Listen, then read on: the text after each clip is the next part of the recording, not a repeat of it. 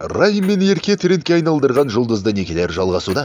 Біздің радарымызға атышулы Ирина Қайратовнаның бұрынғы бас режиссері Қуаныш Бейсеков батыр мен атақты актриса Ғазиза Таңшолпан Тілеубай сұлудың шаңырақ көтеруі түсті.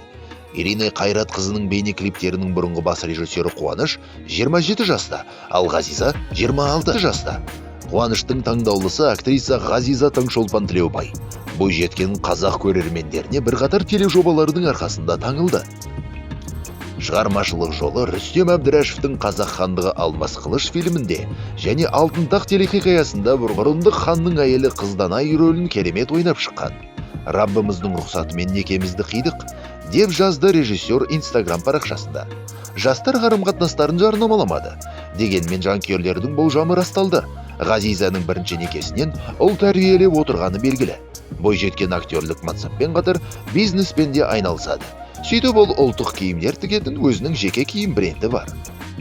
Қосақ құдай жұп некеден кейін қайда барады деп ойлайсыздар? Иә, Куканың вилласына барып төсекте әбден қышулары қанғанша топатер көгала қан төгіс болған жоқ. Ойларын неткен жаман. Олар сол күні жай ғана саябақта карусель мініп демалды. Кукаш видеоны сторисінде жариялады. 2 жасқа бақыт тілейміз, балалары көп болсын. Ал жуырда Кука Ирина Қайрат қызындағы жігіттерге оралуы мүмкін. Егер ол шындыққа жанасса, жақсы болар еді. Қазақ тіліне және мәңгүрттенген жастарды қазақ тілге деген сүйіспеншілігін оята алатын ақылды жігіт, Таразда туып өскен Кукаға шығармашылық пен табыс, еркектік күш тілейміз. Арнаға жазылып, лайк баспасаң басын жарамыз.